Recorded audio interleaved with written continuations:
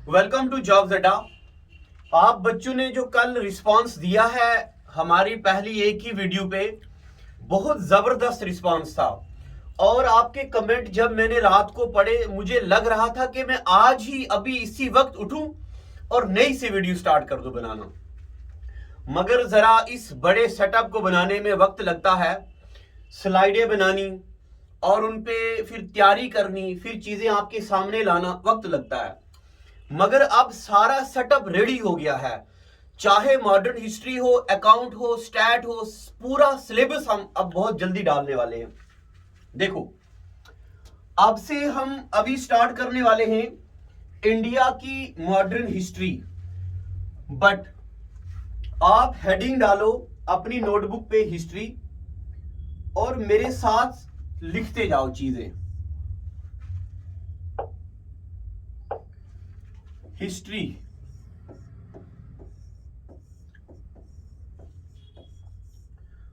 और आप जल्दबाजी मत कीजिएगा लिखने में। जो चीजें मैं लिख रहा हूं वैसे ही नहीं लिखनी है। आपको पीपीटी मिलेगा, ये पीडीएफ दे देंगे हम आपको। आप हमारे जॉब्स अड्डा जो हमारा नंबर है आपको दिया हुआ है, उस पर मैसेज करो, व्हाट्सएप पे पीडीएफ मिल जाएगा। पहले सुनिए हिस्ट्री में पढ़ते क्या हैं हम। अगर मैं आपको बात बताऊं इंडिया की हिस्ट्री शुरू कैसे हुई, इंडिया में बाहर से कौन बंदे आए? अंग्रेज। और कौन आए? मुगल्स। तो ज्यादातर हम अपने फ्रीडम स्ट्रगल में या तो मुगल्स की या तो अंग्रेजों की हिस्ट्री पढ़ते हैं। अब इंडिया में मुगल्स कब आए? एक लड़ाई हुई इंडिया में 1526 में, जिसको बोलते बैटल ऑफ पानीपत। इस बैटल ऑफ पानीपत में जहीरुद्दीन मोहम्मद बाबर ने इंडिया में एक लड़ाई लड़ी और इंडिया में जहीरुद्दीन मोहम्मद बाबर इंडिया में एस्टेब्लिश हो गए। और इंडिया में पहले मुगल आए जिनका नाम बाबर था। एक साल बाद 1527 में इंडिया में एक लड़ाई हुई जिसको बोलते बैटल ऑफ खानवा। इस लड़ाई के बाद जहीरुद्दीन मोहम्मद बाबर की रूलिंग एस्टेब्लिश होगी इंडिया में। तो अगर पेपर में सवाल आएगा इंडिया में मुगल्स एस्टेब्लिश कब हुए, 1527 की बैटल ऑफ खानवा के बाद इंडिया में मुगलों की हुकूमत हो गई। उसके बाद बात करता हूं मैं 22 अक्टूबर 1764 हिंदुस्तान की तारीख में एक सबसे बड़ी लड़ाई होती। इस लड़ाई में इंग्लिश ने हिंदुस्तान के 3 बड़ी पावर को हराया और इंडिया में हुकूमत हो गई अंग्रेजों की। एसएससी में दर्जनों बार यह सवाल आया इंडिया में अंग्रेजों की हुकूमत कब हुई, 1764 में।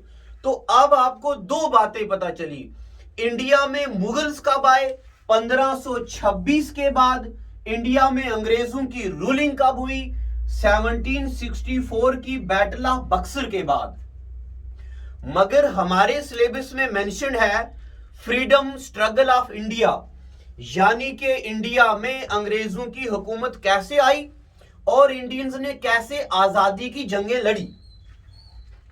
अब देखो, आप बच्चे अपनी कॉपी पे नोट कर दो दो बातें। एक तो 1526 की बैटल ऑफ पानीपत और 22 अक्टूबर 1764 बैटल ऑफ बक्सर। अब आप बच्चे जरा ये मैनेज कर दो, आपके सिलेबस में ये नहीं लिखा हिस्ट्री ऑफ इंडिया। अगर लिखा होता हिस्ट्री ऑफ इंडिया तब हम पढ़ते ancient history, medieval history, modern history और फुल डिटेल में पढ़ते। मगर हमारे सिलेबस में लिखा फ्रीडम स्ट्रगल की कहानी। तो अब हम चलते आगे और इंडिया में फ्रीडम स्ट्रगल की कहानी को पढ़ते। देखिए आगे, अब है मॉडर्न हिस्ट्री का लेक्चर नंबर 1। देखो, दिख रहा होगा आपको कलर विजिबल है? जो कलर विजिबल नहीं है आप मुझे बताइएगा, हम आपको फिर से पढ़ाएंगे। हेडिंग डालो इंडियन नेशनल मूवमेंट। और इंडियन नेशनल मूवमेंट में हमें क्या पढ़ना? पहले मेरी बातें गौर से सुनिए। इंडिया में 1885 में बनती है इंडियन नेशनल कांग्रेस। कैसे बनती है अभी कहानी पढ़ेंगे।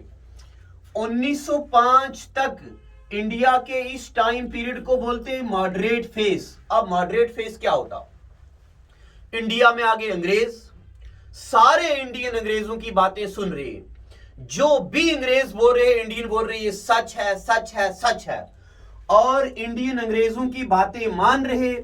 उन बंदों को बोलते मॉडरेट लीडर्स। क्या बोलते? Moderate leaders. 1885 से 1905 तक इंडिया की तारीख में जो बातें हुई, इन बातों को बोला जाता मॉडरेट फेज। क्या हो गया ये? Moderate phase. मॉडरेट फेज के बाद 1905 में 1905 में इंडिया की तारीख ने एक नया मोड़ लिया और हिंदुस्तान में एक नया फेस आया जिसको बोलते एक्सट्रीमिस्ट फेस। अब इंडिया में क्या आगे? अब इंडिया में आगे एक्सट्रीमिस्ट फेस।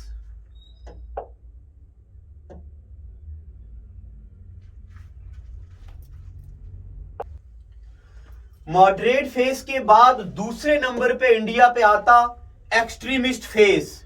एक्सट्रीमिस्ट फेस के बाद इंडिया में आता गांधीयन फेस। अब गांधीयन फेस क्या होता, मॉडरेट क्या होता, एक्सट्रीमिस्ट क्या होता, ये जरा सुनिए। मॉडरेट के बारे में इंडिया में जो भी लोग बातें करते थे और सब अंग्रेजों की बातों को मानते थे, इस टाइम पीरियड को बोलते हैं मॉडरेट फेस। 1906 में हिंदुस्तान के अंदर बंगाल की पार्टीशनिंग हो गई और तब कुछ इंडियंस ने अंग्रेजों के बारे में बोला कि ये हमारे लिए अच्छे नहीं हैं। इसके बाद हिंदुस्तान की इंडियन नेशनल कांग्रेस के बीच स्प्लिट हो जाता और कुछ बंदे अंग्रेजों के अगेंस्ट हो जाते। इस बात को बोला जाता एक्सट्रीमिस्ट फेस। और बात है 9 जनवरी 1915 हिंदुस्तान की तारीख में महात्मा गांधी आते साउथ अफ्रीका से, और जब गांधी इंडिया में आते इस टाइम पीरियड को बोला जाता गांधीयन फेज। क्या बोलते? Gandhian phase. तो हमें पढ़ना मॉडरेट फेज क्या होता, एक्सट्रीमिस्ट फेज क्या होता, गांधीयन फेज क्या होता। एक एक करके अब हम ये सारे फेजेस पढ़ना शुरू करेंगे। अब आगे देखिए, हेडिंग डालो आप मॉडरेट फेज। और मॉडरेट फेज में हमें क्या पढ़ना है? मॉडरेट फेज देखिए, आप इस मॉडरेट फेज में अब हमारे पेपर पे सवाल आता, बताइए इनमें से मॉडरेट लीडर्स कौन कौन से हैं। तो मॉडरेट लीडर्स हैं इनमें, पहले नंबर पे नोटबुक पे लिख दो, पहले नंबर का मॉडरेट लीडर ए.ओ. ह्यूम। ये कौन ए.ओ. ह्यूम है? ये वही ए.ओ. ह्यूम है जिन्होंने इंडिया में इंडियन नेशनल कांग्रेस बनाई। इसके बाद इंडिया में दूसरे नंबर पे आता एक लीडर जिनका नाम डब्ल्यू.सी. बैनर्जी। उसके बाद डब्ल्यू.सी. बैनर्जी के बाद सुरेंद्रनाथ बैनर्जी, उसके बाद गोपाल कृष्ण गोखले, उसके बाद बदरुद्दीन तैयबजी, उसके बाद जस्टिस राणा डे, उसके बाद जी सुब्रमण्यम अय्यर, उसके बाद दादाभाई नौरोजी। और इन सब को बोलते moderate leaders in Indian history. अब जो बच्चे क्लास 4 के लिए तैयारी कर रहे हैं वो इन सब लीडर्स के नाम याद रखो। कौन कौन बंदा moderate leader? A O. Hume, W C. Banerjee, Surendranath Banerjee, Gopal Krishna Gokhale, Badruddin Tyabji, justice Ranade, G Subramaniam Iyer और दादाभाई नरोजी, इनके बारे में अभी हम फर्दर आगे पढ़ेंगे, इन बंधु ने क्या क्या काम की। आगे देखिए, अब ये सुरेंद्रनाथ बैनर्जी कौन है? हिंदुस्तान की तारीख में सुरेंद्रनाथ बैनर्जी को बोला जाता बर्क ऑफ इंडिया। ये बर्क कौन है? यूरोप में एक बंदा था, फ्रीडम फाइटर, और इंडिया में देखो बी से पढ़ता बैनर्जी और बी से पढ़ता बर्क। सुरेंद्रनाथ बैनर्जी को बोला जाता Burke of India. Surendranath Banerjee को क्या बोलते हैं? Burke of India. और उसके बाद सुरेंद्रनाथ बैनर्जी के बारे में इनकी ऑटोबायोग्राफी का नाम नेशन इन मेकिंग। दो बातें सुरेंद्रनाथ बैनर्जी के बारे में याद रखनी। सुरेंद्रनाथ बैनर्जी के बारे में इनका एक न्यूज़पेपर था बंगाली, अब पेपर में आता। एक बात मेरी गौर से सुनिए, हिंदुस्तान की तारीख में जिस किसी बंदे ने कोई स्कूल या कॉलेज खोला हो, जिस किसी बंदे ने कोई न्यूज़पेपर निकाला हो, वो जरूरी हो जाता है। अब मैं आपको कुछ दिनों के बाद पढ़ाऊंगा स्वामी दयानंद सरस्वती के कॉलेजेस और राजा राम मोहन राय जी के कॉलेजेस और न्यूज़पेपर। जेकेएसएसबी टीचर 2018 का सवाल है, संवाद कौमुदी न्यूज़पेपर किसका है? राजा राम मोहन राय जी का। ये बंगाली न्यूज़पेपर किसका है? सुरेंद्रनाथ बैनर्जी का।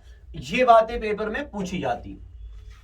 सुरेंद्रनाथ बैनर्जी हैं फाउंडर ऑफ इंडियन एसोसिएशन। अब ये इंडियन एसोसिएशन क्या है, इसके बारे में सुनिए। इंडिया में कांग्रेस बनने से पहले ढेर सारी एसोसिएशन बनी थी, उनमें से एक एसोसिएशन थी जिसका नाम था इंडियन एसोसिएशन। बनाई किसने? सुरेंद्रनाथ बैनर्जी ने। और इसके बाद सुरेंद्रनाथ बैनर्जी के बाद याद रखना जी सुब्रमण्यम अय्यर।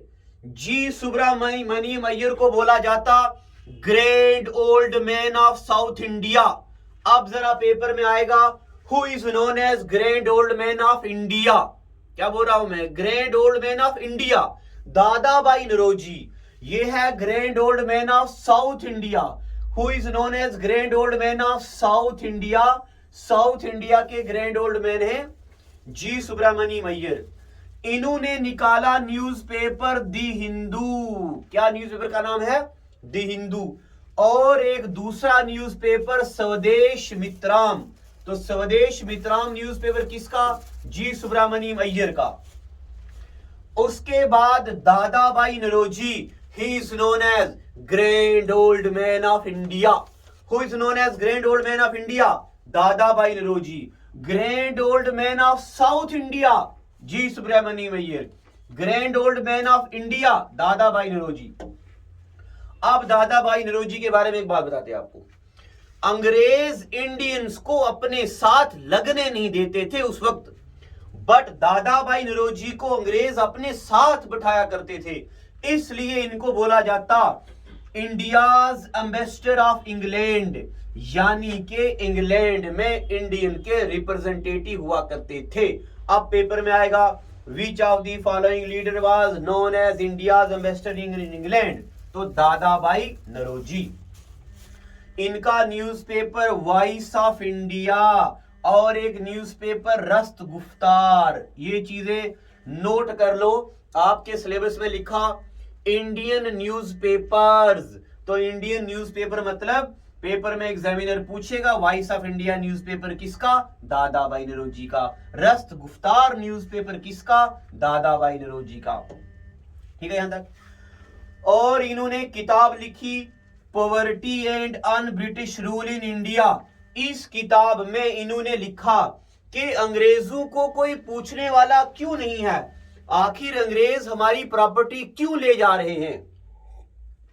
तो किसने लिखी किताब poverty and un British rule in India? Dadabhai Naoroji ने। केएस में पूछा हुआ इस बार, ये सवाल बहुत जरूरी है।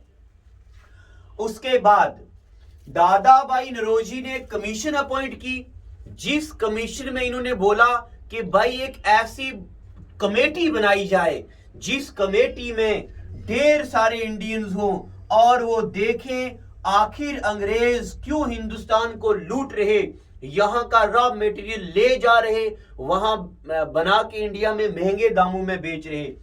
इन्होंने कमीशन बनाई जिसको बोलते Welby commission. Who appointed Welby commission? दादा भाई नौरोजी। ये लाइनें नहीं है, ये नंबर हैं JKSSB के आए हुए क्वेश्चन, SSC CGL के आए हुए क्वेश्चन हैं ये। और जरा ऑफलाइन, ये जो ऑनलाइन हम पढ़ा रहे हैं, कोशिश कर रहे हैं हम पूरी टीम के बेहतरीन कंटेंट प्रोवाइड किया जाए। हमारे ऑफलाइन बैचेस यहां चल रहे हैं। और मैं आपको एक बात बताऊं, राहत इंदौरी जी ने एक शेर लिखा है कि जंग में जीत के आने के लिए काफी हूं, मैं निहत्ता ही जमाने के लिए काफी हूं, मेरी हर हकीकत को मेरी ख्वाब समझने वाले, मैं तेरी नींद उड़ाने के लिए अकेला ही काफी हूं। आप अपनी नोटबुक पे ये शेर लिखिए और ऑफलाइन क्लास के लिए आ जाए। ये बड़ी पुरानी रस्में चली आ रही हैं कि उस्ताद का क्लास में प्रेजेंट होना, इसका कोई अल्टरनेट नहीं है। चाहे लाख ऐसी क्लासें हों, बट जब उस्ताद सामने होता है, रूबरू होता है आपका, उसका जरा मजा ही कुछ और होता है। तो अब जो बच्चे दूर के हैं, कश्मीर से लगभग 1200 से 1500 कॉल्स हमें आई पिछले हफ्ते में कि ऑनलाइन कोर्स स्टार्ट किया जाए। ये सिर्फ आप बच्चों के लिए है ताकि आप घर में बैठ के पढ़ें, बट ऑफलाइन क्लास का मजा अलग होता है। एक से बढ़ के एक फैकल्टी है। और पिछले जब से मैंने होश संभाला है पढ़ाने का, जॉब्स अड्डा जम्मू कश्मीर का सबसे लार्जेस्ट और तेज ग्रोइंग इंस्टीट्यूट बन गया है। एक महीने के अंदर 16 बैच का रिकॉर्ड बना दिया हमने, और एक एक बैच में 80 से 90 बच्चा है। कुछ मिलता है तो बच्चा आता है। तो इस बार मेरा खुद से वादा है कि जम्मू कश्मीर का आने वाला हर एम्प्लॉयड स्टूडेंट, हर एम्प्लॉयड बंदा हमारा स्टूडेंट होगा। आप देखिए गोपाल कृष्ण गोखले के बारे में मैं आपको एक बात बताता हूं। गांधी जी इंडिया में आए 1915 में। कब आए गांधी इंडिया में? 1915 में। आते ही गांधी पॉलिटिक्स में आने लगे। गोपाल कृष्ण गोखले ने बोला इंडिया में अलग अलग रिलीजन के लोग हैं, हिंदू धर्म के हैं, मुस्लिम धर्म के हैं, सिख धर्म के हैं, गरीब लोग हैं, अमीर लोग हैं, मिडिल क्लास लोग हैं। आप पूरे इंडिया का दौरा कीजिए और लोगों की मजबूरियों को समझिए, फिर जाके आप इलेक्शन में कामयाब होंगे। और गांधी 1915, 1916, 1917 2 साल पूरे इंडिया का दौरा किया और गांधी ने बोला असली जिंदगी तो गांव में बसती है, real life begins in village. और आपको पता J&K गवर्नमेंट ने गो बैक टू विलेज का एक वो बनाया था, कुछ मीटिंग बनाई थी कि गांव गांव में जाएंगे ऑफिसर्स। ये गोपाल कृष्ण गोखले ने गांधी को एडवाइस करा था, इसलिए गोपाल कृष्ण गोखले को बोला जाता पॉलिटिकल गुरु ऑफ गांधी। क्या बोलते इनको? Political guru of Gandhi. तो अब जरा बताइए, who is known as political guru of Gandhi? Gopal Krishna Gokhale is known as political guru of Gandhi. इतनी बातें पता चल गई आपको। गोपाल कृष्ण गोखले को क्या बोलते हैं? Political guru of Gandhi. उसके बाद इन्होंने बनाई सर्वेंट ऑफ इंडिया सोसाइटी। अब जरा आपको मैं एक बात बताऊं, आपको एक बात याद रखनी है, इंडिया में ढेर सारी एसोसिएशंस हैं।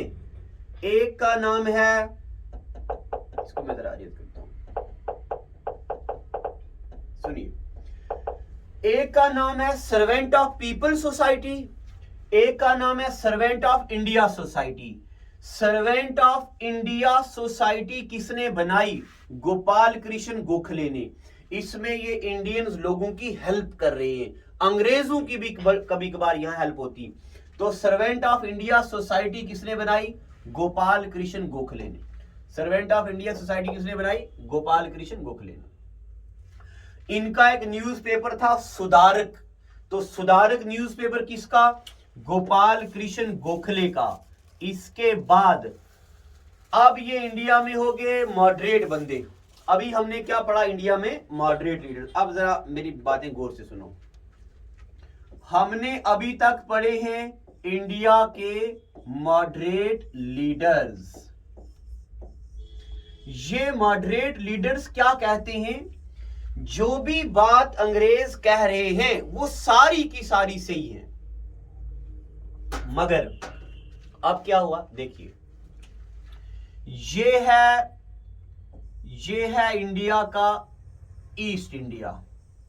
ये इस ईस्ट इंडिया में यहां हुआ करता था आसाम, राजशाही, चितगोंग, मिदनापुर, कोलकाता, वेस्ट बंगाल।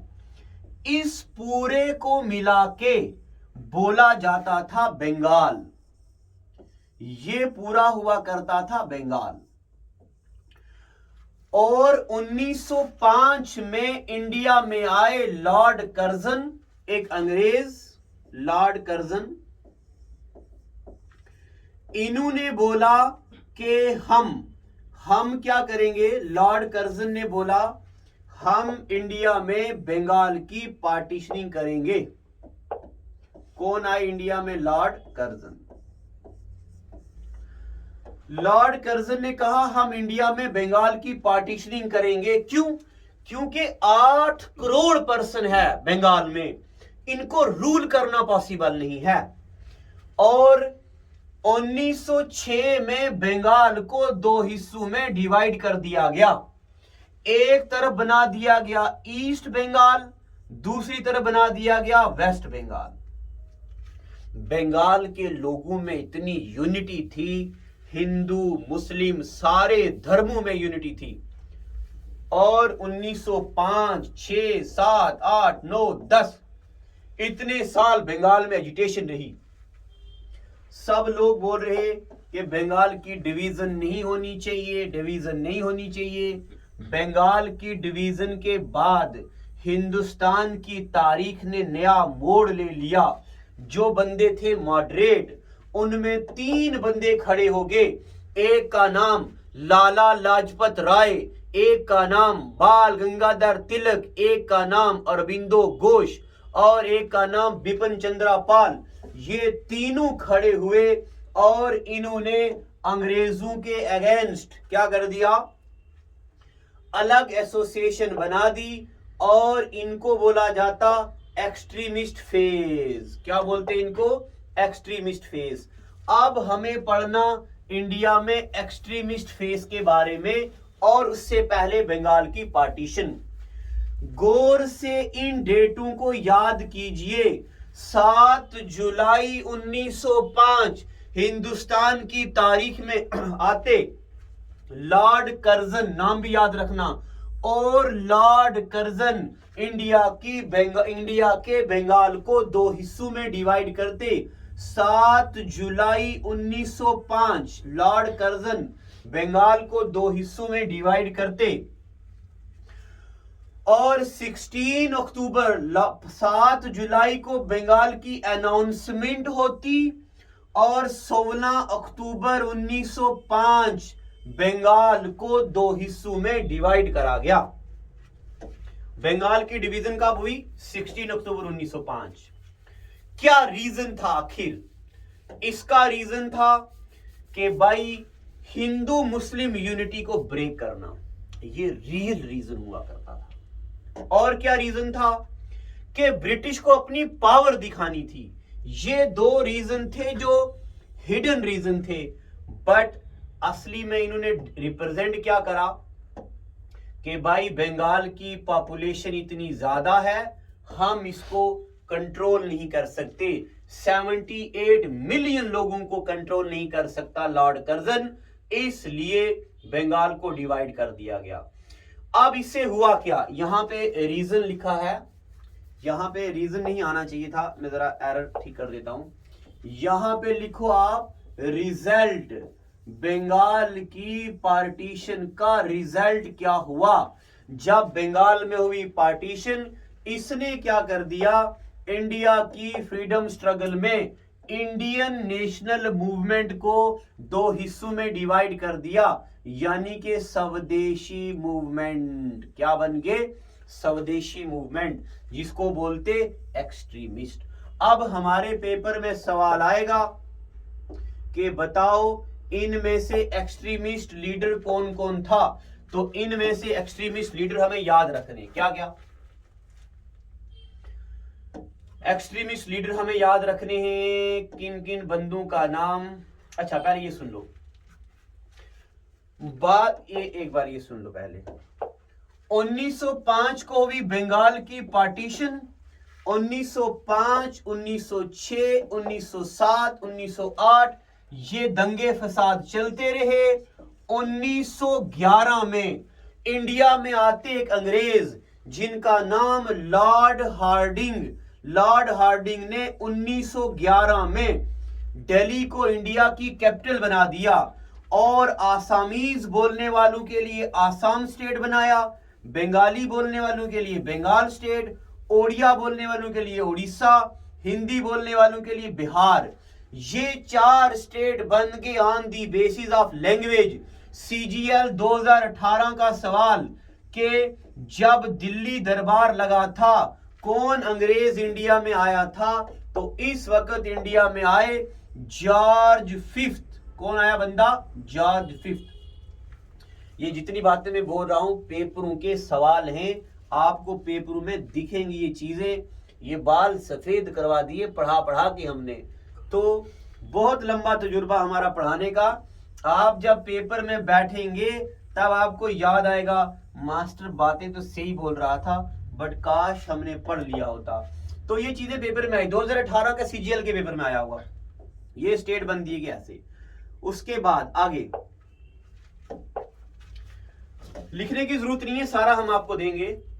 अब ये एक्सट्रीमिस्ट फेज में क्या क्या होता है, एक्सट्रीमिस्ट लीडर कौन से जो मैंने आपको बताया, लाला लाजपत राय, बाल गंगाधर तिलक और बिपिन चंद्र पाल और अरबिंदो घोष, ये बंदे हैं जिनको बोलते हैं एक्सट्रीमिस्ट फेज। तो अब हम आज के लिए इतना ही रखते हैं। मैं आपको बता दूं हमने पढ़ा क्या है। हम पढ़ रहे Indian national movement. Indian national movement में हमने क्या पढ़ा, हमने मॉडरेट लीडर्स के नाम पढ़े और इनके बारे में कुछ ज्ञान पढ़ा हमने। उसके बाद हमने बंगाल की पार्टीशन पढ़ी और बंगाल की पार्टीशन का रिजल्ट क्या हुआ। उसके बाद हमने एक्सट्रीमिस्ट लीडर पढ़े। अगले एपिसोड में हम पढ़ेंगे लाला लाजपत राय कौन थे, बाल गंगाधर तिलक कौन थे, अरबिंदो घोष कौन थे, बिपिन चंद्र पाल कौन थे। वीडियो को शेयर कीजिएगा, तभी हमारा जोश बनेगा पढ़ाने के लिए। आज भी जरा ट्रायल वीडियो था, कल के ट्रायल से आज जरा बेहतर हो गया है, तो धीरे धीरे हम प्रोग्रेस करेंगे। Thank you and God bless you.